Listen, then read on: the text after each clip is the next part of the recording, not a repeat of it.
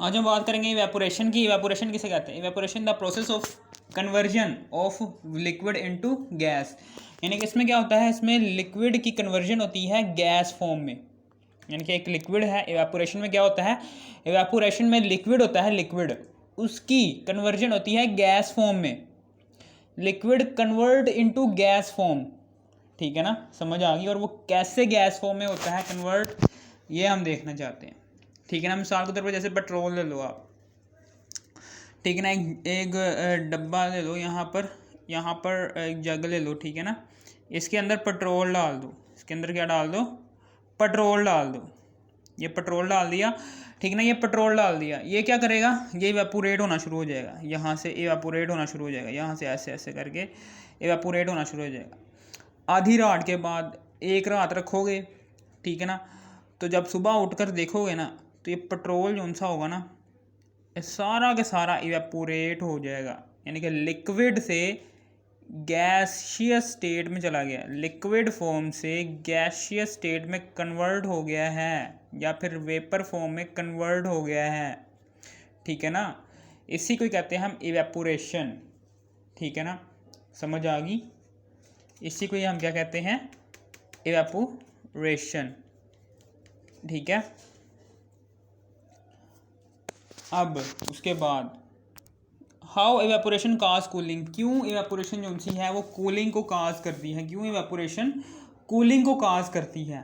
यानी कि how evaporation cooling cause cooling, ये एक बहुत ही इम्पोर्टेंट शॉर्ट क्वेश्चन है इवेपोरेशन का, ठीक है ना। इसकी एक्सप्लेनेशन में आ जाओ कि कैसे इवेपोरेशन जो सी होती है वो कूलिंग को काज करती है, ठीक है ना। ये ऐसे ही है कि ये देखें, जब आप नहाते हो, जब आप क्या करते हो, नहाते हो, नहाने के बाद क्या होता है, एक पतली सी लेयर आपके जिस्म के ऊपर चढ़ जाती है। वो पतली सी लेयर जब आपके जिस्म के ऊपर चढ़ती है ना, तो वो जो सी पतली सी लेयर, जब आप सूरज पे जाते हो, कहीं भी जाते हो, वो पतली सी लेयर जो सी पानी की बन गई है, वो क्या करती है, जब इवेपोरेट होना शुरू हो जाती है। यानी कि क्या होता है कि जैसे ही आप धूप में जाते हो ना, तो पतली सी लेयर में जो जिन मॉलिक्यूल्स की काइनेटिक एनर्जी, जिन पानी के मॉलिक्यूल्स की काइनेटिक एनर्जी ज़्यादा होगी ना, वो क्या करेंगे, वो इवेपोरेट हो जाएंगे, ठीक है ना। वो लिक्विड फॉर्म से वेपर फॉर्म में कन्वर्ट हो जाएंगे, ठीक है ना। और जो उनसे कम एनर्जी वाले बच जाएंगे, लो एनर्जी वाले मॉलिक्यूल्स, लो एनर्जी वाले मॉलिक्यूल्स बच जाएंगे ना आपकी जिस्म के ऊपर, आपके जिस्म के ऊपर लो काइनेटिक एनर्जी रखने वाले जो उनसे पानी के मॉलिक्यूल्स बच जाएंगे, वो क्या करेंगे, वो सराउंडिंग से मज़ीद टेम्परेचर जज़ब करेंगे। टेम्परेचर जज़ब करने के बाद उन मॉलिक्यूल्स की भी काइनेटिक एनर्जी बढ़ जाएगी। जैसे उन मॉलिक्यूल्स की काइनेटिक एनर्जी बढ़ जाएगी तो वो भी इवेपोरेट कर जाएंगे, ठीक है ना। टेम्परेचर उन्होंने सराउंडिंग से जज़ब किया। आपके जिस्म पर जो उनसे लो काइनेटिक एनर्जी के हामिल मॉलिक्यूल्स थे पानी के, उन्होंने सराउंडिंग से टेम्परेचर को जज़ब किया। सराउंडिंग का टेम्परेचर हो गया कम, यानी कि इर्द गिर्द का टेम्परेचर हो गया कम, और वो फिर इवेपोरेट हो गए। जब आपके बॉडी के इर्द गिर्द का सराउंडिंग का टेम्परेचर कम हो जाता है, इर्द गिर्द का टेम्परेचर जैसे ही लो हो जाता है, तो आपको ठंडक का एहसास होना शुरू हो जाता है, ठीक है ना। समझ आ गई आपको, यही है, ठीक है। कि नहाते वक्त, नहाने के बाद आपको क्यों ठंड का एहसास होता है, कि आपके जिस्म के ऊपर पतली सी लेयर बन जाती है पानी की। जब वो पानी की लेयर जो सी होती है, वो क्या करती है, उसमें जो से मॉलिक्यूल्स होते हैं वो सराउंडिंग से अपना टेम्परेचर जज़ब करते हैं। सराउंडिंग से टेम्परेचर को जज़ब करने के बाद, ठीक है ना, सराउंडिंग का टेम्परेचर हो जाता है कम, और उनकी काइनेटिक एनर्जी बढ़ जाती है। आपके जिस्म पर मौजूद जिनसे पानी के मॉलिक्यूल्स हैं, उनकी काइनेटिक एनर्जी बढ़ जाती है, जिसकी वजह से वो लिक्विड फॉर्म से वेपर फॉर्म में कन्वर्ट हो जाते हैं। और सराउंडिंग का टेम्परेचर कम होने की वजह से आपका जिस्म ठंडक महसूस करता है, ठीक है ना। फिर इसी तरीके से ऐसे ही आपने देखा होगा कि जब आप कपड़े सुखाते हो, तो कपड़ा जब धूप में रखते हो ना, तो आपने देखा होगा कपड़े ठंडे हुए होते हैं। वो क्यों ठंडे हुए होते हैं, क्योंकि कपड़े के अंदर जो उनसे पानी के मॉलिक्यूल्स होते हैं वो क्या करते हैं, वो सराउंडिंग का टेम्परेचर कम जज़ब करते हैं। जैसे ही सराउंडिंग का टेम्परेचर उन्होंने जज़ब किया तो उनकी काइनेटिक एनर्जी हो गई ज़्यादा। जैसे उनकी काइनेटिक एनर्जी ज़्यादा होगी तो वो लिक्विड फॉर्म से वेपर फॉर्म में कन्वर्ट होकर बाहर की तरफ सराउंडिंग में चले गए। और सराउंडिंग का टेम्परेचर चूँकि उन्होंने जज़ब किया था तो सराउंडिंग का टेम्परेचर जज़ब करने की वजह से सराउंडिंग का टेम्परेचर हो जाता है कम, ठीक है ना, जिसकी वजह से हमारा जो सा कपड़ा है, कपड़े की जैसे आप छूते हो ना, कपड़े की सतह को जैसे आप छूते हो तो वो ठंडा ठंडा आपको लगता है। इसलिए लगता है क्योंकि पानी के मॉलिक्यूल्स क्या करते हैं, वो सराउंडिंग से टेम्परेचर जज़ब करते हैं। टेम्परेचर जज़ब करने के बाद उनकी काइनेटिक एनर्जी हो जाती है ज़्यादा। जैसे उनकी काइनेटिक एनर्जी ज़्यादा हो जाती है तो वो लिक्विड फॉर्म से गैशियस फॉर्म में कन्वर्ट हो जाते हैं और सराउंडिंग का टेम्परेचर कम हो जाता है। सराउंडिंग का टेम्परेचर कम होने की वजह से सराउंडिंग का टेम्परेचर कम हो जाता है। सराउंडिंग का टेम्परेचर क्या हो जाता है, कम हो जाता है। सराउंडिंग का टेम्परेचर कम होने की वजह से जो उनसे कपड़ा है वो हमें ठंडा ठंडा महसूस होता है। ठंडा ठंडा ठंडा ठंडा ऐसा लगता है कि ठंडा ही है, ठीक है ना, ठंडा ठंडा महसूस हो रहा होता है हमें कपड़ा, ठीक है ना।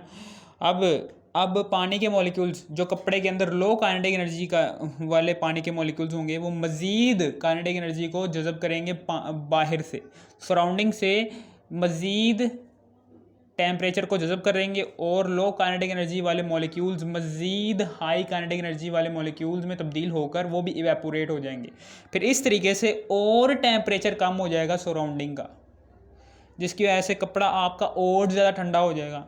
फिर इसी तरीके से उससे भी कम, यानी कि उससे भी कम काइनेटिक एनर्जी वाले मॉलिक्यूल्स का करेंगे, वो भी उन्होंने भी इवेपोरेट होना है। सबसे कम काइनेटिक एनर्जी वाले मॉलिक्यूल्स ने भी इवेपोरेट होना है। वो क्या करेंगे, वो भी सराउंडिंग से टेम्परेचर मज़ीद जज़ब करेंगे, जिससे उनकी काइनेटिक एनर्जी उन मॉलिक्यूल्स के बराबर हो जाएगी जो पहले इवेपोरेट हो चुके हैं कपड़े की सतह से, ठीक है ना, कपड़े की सतह से। फिर उसके बाद वो सबसे कम काइनेटिक एनर्जी रखने वाले मॉलिक्यूल्स भी पानी के इवेपोरेट हो जाते हैं कपड़े की सतह से। इससे क्या होता है, आपके कपड़ा जो उनसा होता है वो ठंडा ठंडा हो जाता है, ठंडा ठंडा कूल कूल, आपको मज़ीद ठंडा महसूस होना शुरू होता है। इस तरीके से कपड़े की सतह और ज़्यादा ठंडी हो जाती है, ठीक है ना, समझ आ गई आपको, ये है। फिर उसके बाद आगे है कपड़ा, ठीक है ना, कैसे कपड़े ठंडे होते हैं, नहाते वक्त कैसे इवेपोरेशन होती है, कपड़े कैसे कपड़े क्यों हमें ठंडा ठंडा महसूस करते हैं जब हम उन्हें हाथ लगाते हैं, नहाते वक्त हमें क्यों ठंड लग रही होती है, नहाने के बाद हमें क्यों ठंड लग रही होती है, दुपट्टा जब हम धूप में सुखाते हैं तो दुपट्टा हमें जब हाथ लगाते हैं तो दुपट्टा क्यों हमें ठंडा ठंडा महसूस हो रहा होता है, ठीक है ना, समझ आ गई। फिर इसी तरीके से अब यही चीज़ हम यहाँ पर लिखेंगे कि हाउ एवेपोरेशन काज कूलिंग, क्यों एवेपोरेशन जो सी है वो कूलिंग को काज कर रही होती है, ठीक है ना। ये इसकी वजह यही है कि पानी है, ठीक है ना, इसकी वजह यही है कि कुछ मॉलिक्यूल्स की काइनेटिक एनर्जी क्या होगी, पानी के कुछ मॉलिक्यूल्स की काइनेटिक एनर्जी, ये पानी है फॉर एग्जांपल,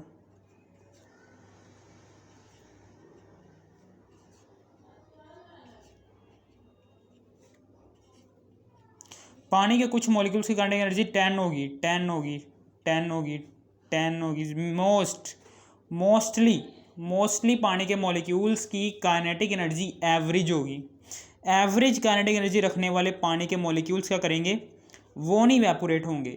जिन मॉलिक्यूल्स की काइनेटिक एनर्जी होगी 40, 50, ठीक है ना, ऐसे मॉलिक्यूल्स क्या करेंगे, ये इवेपोरेट होना शुरू हो जाएंगे, ठीक है ना, ये लिक्विड फॉर्म से गैशियस फॉर्म में कन्वर्ट होना शुरू हो जाएंगे और यही इवेपोरेशन को काज करेंगे, ठीक है ना। काइनेटिक एनर्जी क्या होती है, ठीक है ना, ये क्या होती है, ये मूवमेंट की वजह से पाई जाने वाली फोर्स, यानी कि किसी भी जिस्म की मोशन के लिहाज से पाई जाने वाली फोर्स को कहते हैं काइनेटिक एनर्जी। कि कोई जिस्म किस तरह से मूव कर रहा है, किसी जिस्म में मोशन की वजह से पाई जाने वाली एनर्जी को कहते हैं काइनेटिक एनर्जी, ठीक है ना। काइनेटिक एनर्जी जिन मॉलिक्यूल्स की ज़्यादा होगी, एवरेज से बहुत ज़्यादा होगी, वही इवेपोरेशन काज करेंगे। और जिन मॉलिक्यूल्स की काइनेटिक एनर्जी एवरेज होगी वो क्या करेंगे, वो बाहर से टेम्परेचर को एब्जॉर्ब करेंगे, जिसकी वजह से जिसकी वजह से क्या होगी, इनकी भी काइनेटिक एनर्जी बढ़ जाएगी। बाहर से टेम्परेचर को इन्होंने एब्जॉर्ब किया और जिसकी वजह से इनकी भी काइनेटिक एनर्जी बढ़ गई। जैसे इनकी काइनेटिक एनर्जी बढ़ गई तो बाहर का टेम्परेचर हो गया कम। बाहर का टेम्परेचर कम होने की वजह से यहाँ पर सराउंडिंग में हमें कूलिंग महसूस होगी, सराउंडिंग में हमें कूलिंग महसूस होगी, सराउंडिंग में हमें कूलिंग महसूस होगी और हाई काइनेटिक एनर्जी वाले मॉलिक्यूल्स भी एवरेज काइनेटिक एनर्जी रखने वाले मॉलिक्यूल्स भी आहिस्ता आहिस्ता से लिक्विड फॉर्म से गैशियस फॉर्म में कन्वर्ट होना शुरू हो जाएंगे। इस तरीके से होता है सब कुछ, ठीक है ना, समझ आ गई। हाउ एवेपोरेशन काज कूलिंग, कि कैसे एवेपोरेशन जो होती है वो कूलिंग को काज करती है, कैसे एवेपोरेशन ठंडक पैदा करती है, ठंडक पैदा करने का सबब बनती है। The molecules of liquids are not motionless, जो उनसे मॉलिक्यूल्स होते हैं लिक्विड के वो हमेशा मोशनलेस नहीं होते, वो चल फिर रहे होते हैं। उनकी काइनेटिक एनर्जी मॉलिक्यूल्स की लिक्विड के अंदर मौजूद होती है, पहले से ही मौजूद होती है। काइनेटिक लिक्विड के मॉलिक्यूल्स मोशनलेस नहीं होते, ठीक है ना, मोशन हमेशा मोशन कर रहे होते हैं लिक्विड के मॉलिक्यूल्स, मोशनलेस, ठीक है ना। यही लिखा हुआ है कि हाउ एवेपोरेशन काज कूलिंग, बहुत ही इंपॉर्टेंट शॉर्ट क्वेश्चन है ये, कि the molecules of liquids are not motionless, ठीक है ना। The molecules of liquid have some energy maximum molecules, the molecules, यही वाली बात मैं बता रहा हूँ कि the molecules of liquid have some energy, maximum molecules of liquid possess average kinetic energy, सबसे ठीक है ना, मैक्सिमम मॉलिक्यूल्स होते हैं जिनसे पानी के, उनकी काइनेटिक एनर्जी क्या होती है, एवरेज होती है। वाइल सम मॉलिक्यूल्स, कुछ मॉलिक्यूल्स पानी के ऐसे होते हैं, while some molecules of liquid have high kinetic energy, have high kinetic energy than average, ठीक है ना। एवरेज से कुछ मॉलिक्यूल्स की काइनेटिक एनर्जी ज़्यादा होती है, ठीक है ना। द मॉलिक्यूल्स, ठीक है ना, of liquid having high kinetic energy, कि जो जिन मॉलिक्यूल्स की काइनेटिक एनर्जी ज़्यादा होगी वो left the surface of liquid, वो लिक्विड की सरफेस से एवेपोरेट कर जाएंगे। एंड लो एनर्जी मॉलिक्यूल्स, और जिनकी मॉलिक्यूल्स की काइनेटिक एनर्जी लो होगी वो क्या करेंगे, वो लेफ्ट बिहाइंड, वो पीछे रह जाएंगे। फिर उसके बाद कुछ देर बाद क्या होगा, and heat move from surrounding, और अब हीट जो उनसी होगी वो सराउंडिंग से, लिक्विड में मौजूद जो उनसे एवरेज काइनेटिक एनर्जी रखने वाले मॉलिक्यूल्स हैं वो सराउंडिंग से हीट को एब्जॉर्ब करेंगे, जिसकी वजह से सराउंडिंग का टेम्परेचर कम हो जाएगा, ठीक है ना। वही वाली बात लिखी हुई, and heat move from surrounding to liquid and cause cooling, और फिर कूलिंग काज होना शुरू हो जाएगी। जैसे ही सराउंडिंग का टेम्परेचर कम हुआ तो कूलिंग काज होना शुरू हो जाएगी, ठीक है ना, समझ आ गई। और पानी के मॉलिक्यूल्स एवरेज काइनेटिक एनर्जी वाले मॉलिक्यूल्स का करेंगे, उनकी भी काइनेटिक एनर्जी बढ़ जाएगी और वो भी इवेपोरेट होना शुरू हो जाएंगे लिक्विड फॉर्म से गैशियस फॉर्म में। एग्जाम्पल है जी sense of cooling bath, cooling after bath यही है कि जब हम नहाने के बाद हमें क्यों ठंडक महसूस होती है, ये भी इसकी एग्जाम्पल है। वाइल, ये इसका शॉर्ट क्वेश्चन है कि why we feel sense of cooling after bathing, कि क्यों जब हम नहाते हैं, नहाने के बाद हमें क्यों कूलिंग महसूस होती है। इसकी वजह एक ही है कि आफ्टर बाथिंग जब हम नहाते हैं, आ थिन लेयर ऑफ वाटर, एक पतली सी लेयर पानी की, is formed on the surface of body, हमारे जिस्म के ऊपर पतली सी लेयर पानी की बन जाती है, जिसकी वजह से क्या होता है, the molecules of water having high energy, the molecules of water having high energy left the surface of liquid, कि जिन मॉलिक्यूल्स की एनर्जी बहुत ज़्यादा होगी, जिन मॉलिक्यूल्स की एनर्जी बहुत ज़्यादा होगी वो लिक्विड की सरफेस से इवेपोरेट कर जाएंगे। The molecules of water having high energy left the surface of liquid, वो लिक्विड की सरफेस से इवेपोरेट कर जाएंगे। And the molecules having low और जिन मॉलिक्यूल्स की काइनेटिक एनर्जी बहुत ही कम होगी वो क्या करेंगे, वो लेफ्ट बिहाइंड, वो पीछे रह जाएंगे। यानी कि आपके जिस्म के ऊपर उन मॉलिक्यूल्स, वो मॉलिक्यूल्स आपके जिस्म के ऊपर जब हम नहाने के बाद बाहर निकलते हो तो आपके जिस्म के ऊपर पतली सी तह जड़ जाती है पानी की। उस पतली सी तह के अंदर जिन मॉलिक्यूल्स की काइनेटिक एनर्जी ज़्यादा होती है वो इवेपोरेट कर जाते हैं लिक्विड की सरफेस के ऊपर से, और जिन मॉलिक्यूल्स की काइनेटिक एनर्जी एवरेज होती है वो आपके जिस्म की सतह के ऊपर ही रहते हैं। ठीक है ना। अब उन्होंने भी जाना है, so the water absorb energy, चूँकि एवरेज काइनेटिक एनर्जी वाले मॉलिक्यूल्स ने भी इवेपोरेट करना है लिक्विड की सरफेस से, तो वो क्या करेंगे, वो वाले मॉलिक्यूल्स क्या करेंगे, वो हीट को एब्जॉर्ब करेंगे, वो सराउंडिंग से हीट को एब्जॉर्ब करेंगे, जिसकी वजह से सराउंडिंग का टेम्परेचर कम हो जाएगा और उनकी काइनेटिक एनर्जी बढ़ जाएगी। उन मॉलिक्यूल्स की काइनेटिक एनर्जी एवरेज से हाई हो जाएगी, जिसकी वजह से वो भी मॉलिक्यूल्स क्या करेंगे, वो इवेपोरेट होना शुरू हो जाएंगे, हीट फ्रॉम बॉडी। ठीक है ना। And we feel sense of cooling, और जिसकी वजह से सराउंडिंग का टेम्परेचर कम हो जाएगा। सराउंडिंग का टेम्परेचर जैसे ही कम होगा तो हमें ठंडा ठंडा कूल होना शुरू हो जाएगा, महसूस होना शुरू हो जाएगा। And we feel sense of cooling. फिर इसी तरीके से आ गया है जी, how earthware keep the water cool in summer. कह रहा है कि कैसे how earthware keep the water cool in summer, कि कैसे गर्मियों में वाटर ठंडा रहता है इस देगची के अंदर। ये जो सी आप देगची बनाते हो, ये देगची है, इस देगची के अंदर यानी कि गड़ा, पानी का गड़ा जो सा है, मिट्टी का बना हुआ बर्तन जो सा है, इसके अंदर पानी ठंडा क्यों रहता है वो बताओ। भाई पानी इसलिए ठंडा रहता है क्योंकि ये देखें, क्योंकि यहाँ पर देखो, यहाँ पर करके मैं इसको इस गड़े की सतह को मैं जूम करके दिखा रहा हूँ कि यहाँ पर गड़े की सतह जो सी होती है वहाँ पर छोटे छोटे से सुराख होते हैं, बिल्कुल छोटे छोटे से टाइनी होल्स होते हैं।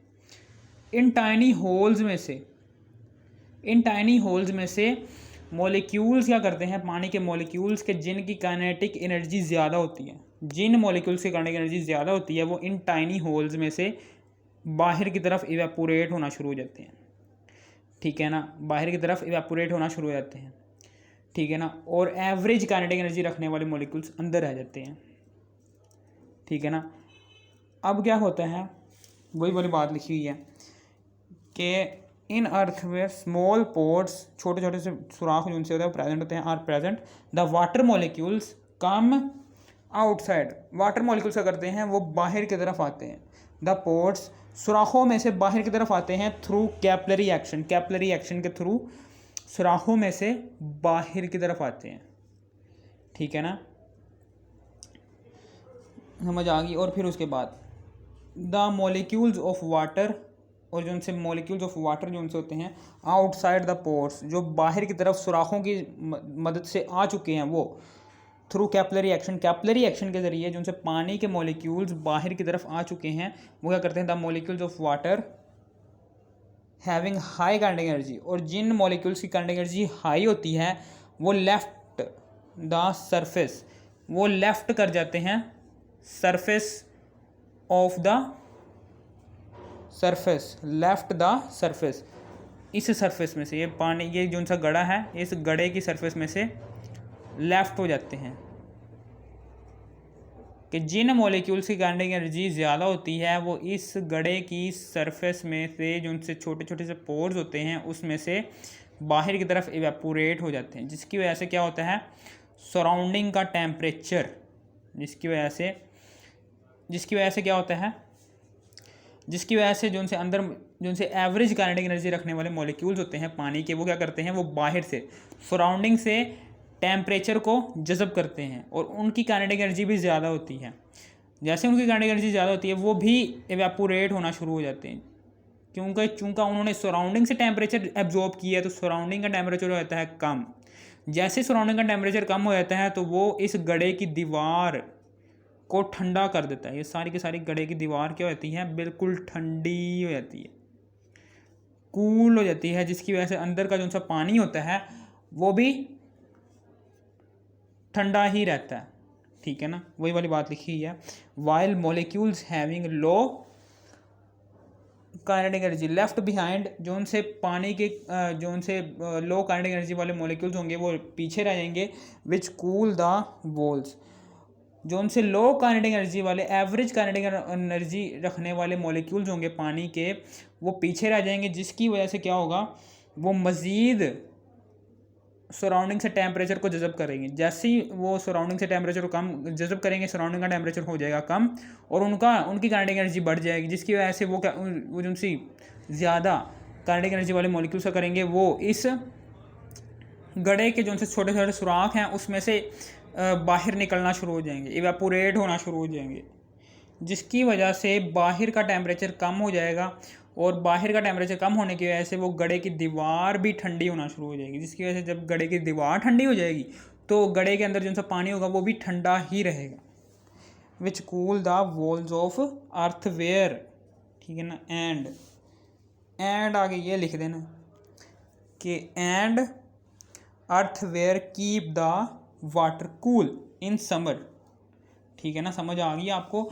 जग में क्यों नहीं पानी ठंडा रहता, क्योंकि जग जो सा होता है वो क्या करता है, जैसे आप जग को धूप में रखोगे ना, ये जग को आपने धूप में रखा हुआ है तो इसके अंदर पानी पड़ा हुआ है, तो जग जो सा होता है ये बहुत ही ये हीट का बेस्ट कंडक्टर होता है। जैसे ही इस पर सूरज की शुआएं पड़ेंगी ये हीट को जज़ब करेगा, जैसे ये हीट को जज़ब करेगा तो अंदर का पानी मज़ीद गर्म हो जाएगा, मज़ीद गर्म हो जाएगा। ठीक है ना, मज़ीद गर्म हो जाएगा, और यही बात है बतानी है। फिर इसी तरीके से यहाँ पर है, गड़ा भी यही है, गड़ा जब इसको आप धूप में रखोगे ये ऐसे नहीं करेगा। जिन मॉलिक्यूल्स की काइनेटिक एनर्जी ज़्यादा होगी वो क्या करेंगे, वो इस गड़े की सरफेस पर जो उनसे छोटे छोटे से होल्स होंगे ना उसमें से इवेपोरेट होना शुरू हो जाएंगे। जैसे ही हाई काइनेटिक एनर्जी रखने वाले पानी के मॉलिक्यूल्स गड़े के सुराखों में से बाहर निकलना शुरू हो जाएंगे, पीछे रह जाएंगे एवरेज काइनेटिक एनर्जी वाले मॉलिक्यूल्स पानी के, वो क्या करेंगे, वो मज़ीद एवरेज काइनेटिक एनर्जी रखने वाले मॉलिक्यूल्स पीछे रह जाएंगे, उन्होंने भी इवेपोरेट होना है। वो क्या करेंगे, वो धूप से आने वाली हीट को एब्जॉर्ब करेंगे। जैसे ही धूप से आएगी हीट उसको एब्जॉर्ब किया, धूप से आने वाली हीट को एब्जॉर्ब किया तो उनकी भी काइनेटिक एनर्जी बढ़ जाएगी, एवरेज से बढ़ जाएगी। जैसे ही उनकी काइनेटिक एनर्जी एवरेज से बढ़ जाएगी ना, जैसे ही उनकी काइनेटिक एनर्जी एवरेज से बढ़ जाएगी, हाई हो जाएगी, तो वो भी गड़े की सुराखों में से बाहर की तरफ इवेपोरेट होना शुरू हो जाएंगे, लिक्विड फॉर्म से गैशियस फॉर्म में, जिसकी वजह से बाहर का टेम्परेचर, चूँकि बाहर से ही उन्होंने टेम्परेचर जज़ब किया तो सराउंडिंग का टेम्परेचर कम हो जाएगा। जैसे ही सराउंडिंग का टेम्परेचर कम होगा वो क्या करेगा, वो गड़े की दीवारों को भी कूल कर देगा। जैसे ही गड़े की दीवार ठंडी होना शुरू हो जाएगी तो एक वक्त ऐसा आएगा कि सारी की सारी गड़े की दीवार कूल हो जाएगी और इसके अंदर जो सा पानी होगा सारा के सारा वो ठंडा ही रहेगा। ठीक है ना, समझ आ गई। ठीक है ना, आपने अक्सर देखा होगा कि अगर आप कोई ठंडा पानी लेते हो, ठंडे पानी का गिलास लेते हो, कूल है, बहुत ही ज़्यादा कूल है, ये साल के तौर पर बर्फ़ ही है, ये आइस है, आइस वाटर यानी कि बर्फ़ ही है। आपने देखा होगा ये पानी में कन्वर्ट हो जाती है, और जैसे ही आप चाय लेते हो, कॉफ़ी है, ये क्या है, ये कॉफ़ी है, ये भी ठंडी हो जाती है। ये क्यों ठंडी होती है, क्योंकि एटमॉस्फेरिक, जैसे ही आप ठंडे पानी को और गर्म चाय को दोनों को एटमॉस्फेयर में रखते हो या फिर आप किचन में रखते हो, कहीं भी रखते हो, एटमॉस्फेयर में रखते हो, या फिर आप फॉर एग्जांपल आपने इन दोनों चीज़ों को ठीक छत के ऊपर रख दिया है जब धूप नहीं निकली, ठीक है ना, ठंडी ठंडी हवाएं चल रही है, धूप नहीं निकली, तो वो क्या करेगा, ठंडी ठंडी हवाएं नहीं, ठीक है ना। फॉर एग्जांपल टेम्परेचर है यहाँ पर एटमॉस्फेयर का 24 डिग्री सेल्सियस, जबकि इसका ये पानी जो सा है इसका टेम्परेचर है जी -2 डिग्री सेल्सियस। और इस चाय का टेम्परेचर है जी 40 डिग्री सेल्सियस, ठीक है ना। तो ये टेम्परेचर आइस वाटर, इसका टेम्परेचर जब 24 डिग्री सेल्सियस होगा, 24 डिग्री सेल्सियस हो जाएगा ना, तो ये पानी के मॉलिक्यूल्स क्या करेंगे, ये लिक्विड फॉर्म में चेंज हो जाएंगे। इसी तरीके से यहाँ पर क्या होगा, जैसे ही इसका टेम्परेचर 40 डिग्री सेल्सियस है, इसका टेम्परेचर एटमॉस्फेरिक टेम्परेचर के बराबर आ जाएगा ना, तो फिर ये चाय जो सी होगी वो आपकी ठंडी होना शुरू हो जाएगी, ठीक है ना। कोई भी चीज़ को जब हम एटमॉस्फेयर में रखते हो ना, तो वो जो सी चीज़ होगी उसका टेम्परेचर एटमॉस्फेरिक टेम्परेचर के जब बराबर आ जाता है ना, तो समझ लेना वो चीज़ जो सी होगी वो आपके एटमॉस्फेरिक टेम्परेचर के इक्वल आ गई है, ठीक है ना। समझ आ गई। हमेशा याद रखना कि एटमॉस्फेयर के अंदर कोई भी चीज़ को रखोगे तो वो चीज़ जो सी होगी, अगर उसका टेम्परेचर कम होगा, वो एटमॉस्फेरिक टेम्परेचर के बराबर आकर अपना टेम्परेचर कम करना रोक देगी, ठीक है ना। इसी तरीके से अगर कोई चीज़ बहुत ही ज़्यादा गर्म है तो वो ठंडी होना शुरू हो जाएगी, वैसे वैसे ठंडी होती जाएगी जैसे जैसे टेम्परेचर कम होता चला जाएगा। 24 डिग्री सेल्सियस जैसे ही उसका टेम्परेचर होगा एटमॉस्फेरिक टेम्परेचर के इक्वल हो जाएगा, तो वो ठंडी होना भी बंद हो जाएगी, ठीक है ना। और इसी तरीके से अगर बहुत ही ज़्यादा ठंडी चीज़ रख दी है आपने एटमॉस्फेयर में, वो गर्म गर्म होती होती होती होती उतनी गर्म हो जाएगी कि जितना कि आपका एटमॉस्फेरिक टेम्परेचर है 24 डिग्री सेल्सियस पर आकर वो भी गर्म होना बंद हो जाएगी। हमेशा याद रखना कि कोई भी चीज़ अपने आप को एटमॉस्फेरिक टेम्परेचर के इक्वल ही रखना चाहती है, ठीक है ना। ये भी एक शॉर्ट क्वेश्चन बन सकता है। अगर आपको इस वीडियो की ज़रा सी भी समझ आ गई, इस वीडियो को कर दो लाइक और सब्सक्राइब और शेयर भी कर देना। Thanks for watching me.